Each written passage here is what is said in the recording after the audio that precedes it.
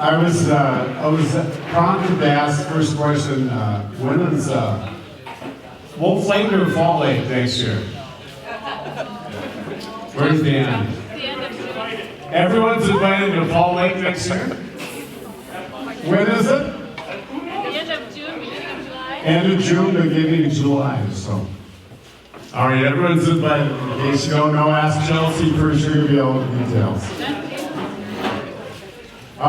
First of all, I'd like to welcome all you to celebrate this wedding day of Carly and Jake, and especially with so much going on in this crazy world of ours over the last several months. It's good to see everybody that made it here today. And what is becoming, it seems like a yearly tradition, the Cadwell wedding. And again, Father mentioned at church earlier, we've been trying to get Carly, or Courtney and Nate to make this a double wedding, but they decided not to. We invited them to. We said no. They said no very quickly, so for many of you, you'll be back here again in May of next year, so it won't be too far off, so we'll see how many of you again upcoming. For most of you, or for any of you that don't know me, I'm Carl's dad, and as I see my youngest, my baby, get married, it's hard not to look back and see how independent this young person has grown from her younger days. A person who, when I was used to coach, she used to come to practice with me, and I used to have her teach the older boys how to dribble 2 basketballs at the same time. And this is when she was 4. Two basketballs. No, she was 2 years old. And She was 2 years old, not 3, but Carly had a lot of influence early on. She helped with a lot of practice that I had with when I was still coaching many years ago. And that's just part of who Carly is. Now, from going on to dribbling a basketball, now to starting her life with Jake. And not Jake from State Farm. It's just great to see. Carly, in many ways, growing up, was very independent, very opinionated. Still is. What was that? She still is. She still is. okay with that one. But she's also caring, independent, and she has a deep value of family and friends. For many of you that don't know, Carly started with triplets. Sorry, guys. You didn't get that from me. And what was that? You didn't get that from me. I'm just a one person. You're just the one person. And many times throughout the years, she would often tell Diane that it's not her fault. She wasn't triplets, and she didn't have anything to play with. What was that? I didn't give away too many. She didn't give away the other 2 kids, yeah. So. Yeah, she miscarried those, but Carly started as triplets, and we ended up with one, just Miss Carly. The one thing I remember most about Carly is that she tends to speak her mind. When she is, and that's part of being very independent. When we were, I took her out to eat one time, the old truck stop, and it was Carly and I don't know if Diane and the kids were gone somewhere, but it was just me and Carly, we were eating, and there was a gentleman sitting on a table next to us. Hard to believe, which this guy, I said, he's laughing already. This gentleman was larger than I am. And he was sitting on the table next to us, and as soon as this gentleman got up, she was eating. She kindly just stopped for a moment and looked at me and said in her loud voice, "Dad, that guy's fatter than you." I had to pause for a second because this gentleman gave me a weird look, and I was worried that I was going to get beat up or hit or taken care of, but Carly went right back to eating and never seemed to stop her. So again, Carly just kind of spoke her mind and was very independent. Carly was also kind of one that liked to give directives. Uncle Dan, Uncle Dan, kindly nicknamed her the camp boss because she kindly directed everyone, told everyone what needed to be done, what should be done, and how to do it. And so the nickname camp boss has kind of stuck with us and stuck with her for CB, and so stuck with us for years to come. The family trips to Fall Lake and Wolf Lake, they still haven't changed. She continues to tell everyone what needs to be done and how to do it. You don't recall that? Another thing about Carly is, in case you may not know, she's much like myself, Trevor, Uncle Dan, Frank. She's a hoarder. She's a collector. If she can find a special on Amazon, she'll let you know. Oh yeah. She's not afraid to travel 60 miles to save 10 cents. But she is a collector of everything, and as Jake will let you know, how many McDonald's sauces do you have, Jake? So very many. So very many. Because you never know when you can use them, right here?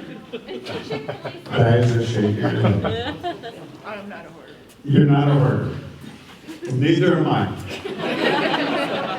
You saw my garage, it's clean. I've been talking 17 years. How's your hospice? Fight right now. You made room for more stuff. Mom and Dad, no more fighting. The kids are. For Carly, We're done. Carly, she had a special relationship with her grandma Darling. Big influence on her life. Grandma Darling passed away several years ago. But I know, and I can say she would be very happy, very proud for you and Jake today. Carly is a person, although we can make little jokes about her hoarding and collecting and camp boss and being independent. She's also very caring and thinks about others, sometimes more often than not. She helped teach religion classes at church. She recently, with the COVID, stopped one of her regular customers at Perkins, that comes in. One of the first things she did after this started, she went grocery shopping for him, bought him groceries, delivered groceries to him, and she did that all out of her own pocket. Not looking for any recognition or anything like that. She just did it because she's got a caring heart, and that's who she is. She also knows how to juggle. She knows how to get things done. She could work 3 or 4 jobs at one time. And she still can manage time to wrap all my presents for the Larson Christmas. Which sucks, by the way. Which sucks, by the way. A few years ago, she came across and met this young man named Jake. Not Jake from State Farm. But Jake, he's become part of our family. And he has gone from a person that really, I think, was kind of overwhelmed at first when he came to a Larson get-together with 50 or 60 relatives, 30 or 40, 50, 60, 70, doesn't matter. Be it Christmas at Grandma Lucy's, family reunions, birthdays, holidays, or yes, even spending time together, a week together up at Fall Lake. Jake has kind of overcome his shyness, or better yet, overcoming that shyness, being around a large crowd, and just kind of fitting in, being one of the families. So for Jake, he went from being quiet, reserved, to being outgoing and willing to help whenever he can. He's one of Quinn's favorite playmates. He'll play Hot Wheels with Quinn. They'll spend time outside playing with the water balloons and much more. Jake also helped me rebuild the gazebo this summer. He's always willing to help, so that is much appreciated. Much appreciated, Jake, so thank you.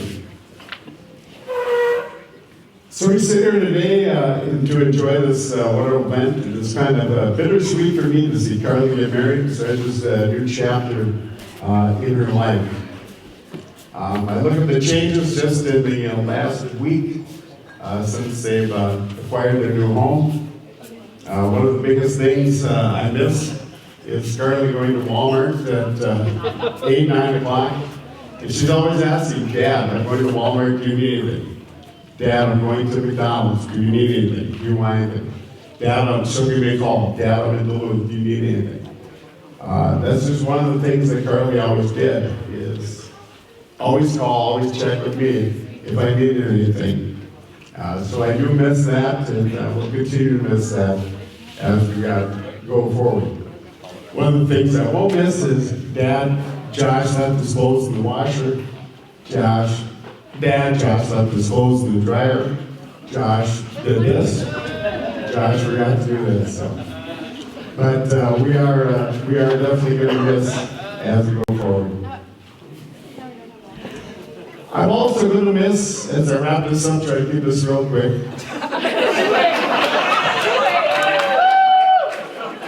I said too late. I'm really going to miss the extra food containers in the fridge. We got some at our house, just come on over. That's okay. Normally, there's anywhere from 6 to 8 to 10 food containers from all different restaurants, including Carmen's, who had our supplied our food tonight. But there was always something for me to munch on at 10, 11, 12 o'clock, but I was hungry. There was something left in the fridge, so I am going to miss that.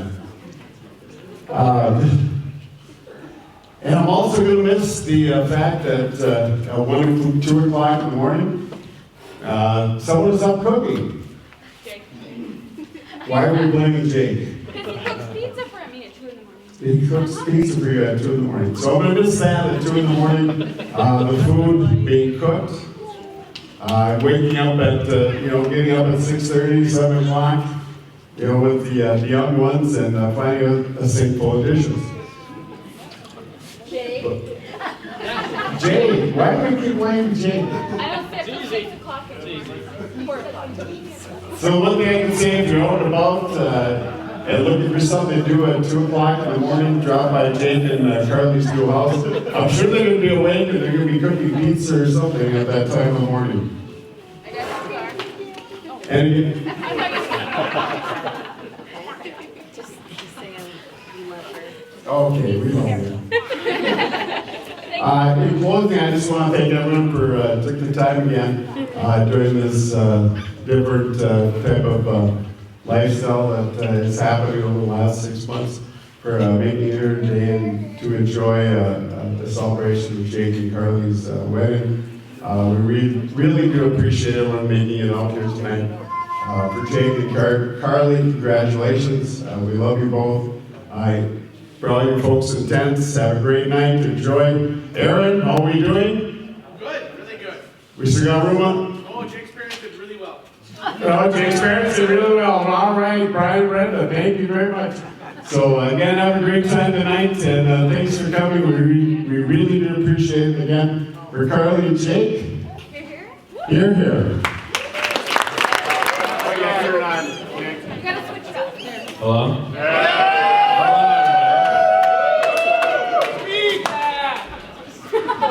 For those of you who don't know me, my name's Nick, I'm Jake's favorite brother. Jake, Carly, I just want to say what an honor it is to stand up here today. I could not be more happy for the two of you. I'm happy we're all able to spend this day with so many friends and family. First, I want to start with Carly. As soon as I found out Jake had a girlfriend he'd go to the gun range with, I thought, you have to marry this girl. And I'm so happy we're here celebrating your two, both of you guys in love today. So, And as I got to know you better, Carly, over the last couple of years, you've been nothing but kind and caring, and I'm happy to welcome you to the family. Now, Jake. Growing up as your little brother has been a very interesting experience. So Jake and I first met 21 and a half years ago, on February 28th, 1999.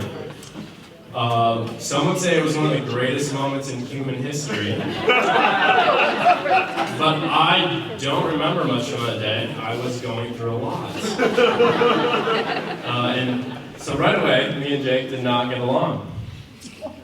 Jake was stubborn. Jake was selfish, and Jake was the chaotic brother.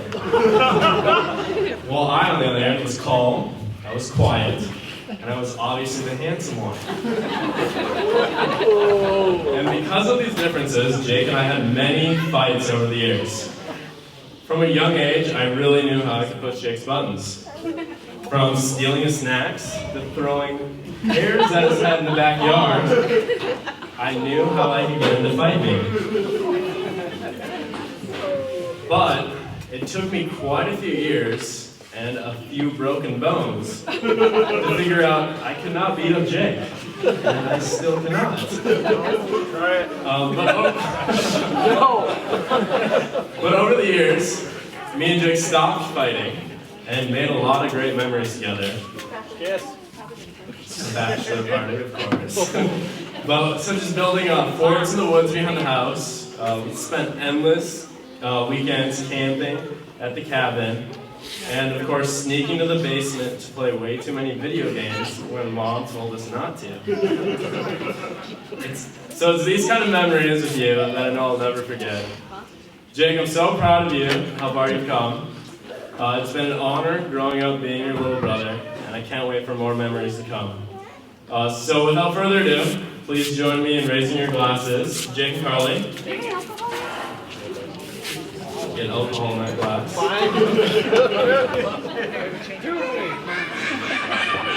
There we go. Whoa. I wish you two nothing but love and happiness. Cheers.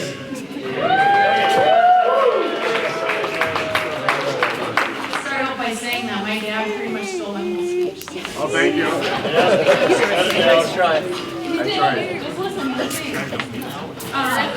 So my husband told me that people look forward to speeches and suggested I research how it can be done. So here it goes. Put the mic close. So first Google says that I need to introduce myself. So hi, I'm Chelsea, Carly's oldest sister. Next, Google says to thank the important people, such as the person who planned the wedding, so myself. And I'm also supposed to thank the person who paid for the wedding, also me. But to be clear, it says nothing about thanking the people who gave me the money to pay the expenses. So sorry this responses you all missed out. Made her son cry. In all seriousness, a special thanks to everyone who helped make this wedding possible. I'm not going to name individuals because I don't want to forget anyone, but you know who you are. So thank you. Next, Google says I should talk about the bride. It's you. Carly has been my sister since she's been born. She has a kind heart, is very opinionated, and will stand up for what she believes. I would say for Carly, growing up the youngest of 5 couldn't have been easy.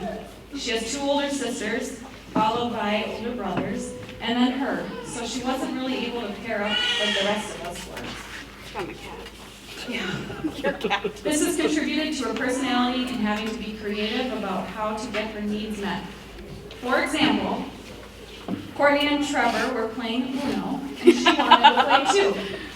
She got mad about not being able to play with them and ended up calling the police. They showed up. The 911 dispatch heard the yelling and fighting in the background, which resulted in the police swarming the house and visiting our mom at work. The moral of the story of Carly can't participate in the weekend. And I'll call the cops. And she'll call the cops.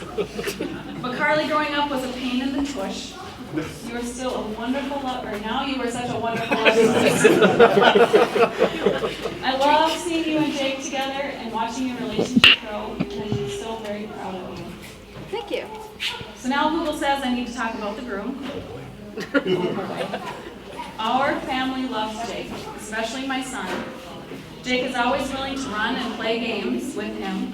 I think it was a bit of a culture shock when he first started to come to our family events. As Dad said, a lot of people, small spaces equals mass chaos in a good way.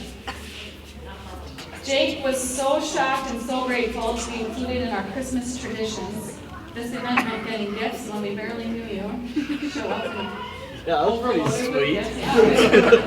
Yeah. He gave so many thank yous and seemed so moved to be so accepted by the family. Jake, I hope at moments like those and ongoing, you realize and remember you are appreciated, loved, and officially a member of our family, not that you weren't before. Glad to taste. Google now says the next step is to talk about the couple. I'm sure everyone is familiar with the cliche, they bring the best out of each other. But I would have to say that this applies to you too. In the time I've known them as a couple, I have seen them bring out such great things in each other. Carly, for lack of better words, has calmed down and matured. Rage. She is very happy and also now has a partner. Jake has come out of his shell and will tell Carly no. Doesn't go very far. It doesn't go very far. He definitely feels more comfortable around the family. They will both come out whenever you need and we'll do it together. They both care about their nephews and have made special trips to come visit and play with them. I hope you are blessed with the 2 to 10 kids that you, or I should say Carly, plan to have. Watching you with my kids, I know you'll be great parents and will love and accept your kids no matter what. Equally important is that you love and accept one another. And finally, Google says the last step of the maid of honor speech is to end with a toast. So please, raise your glasses and toast the newlyweds.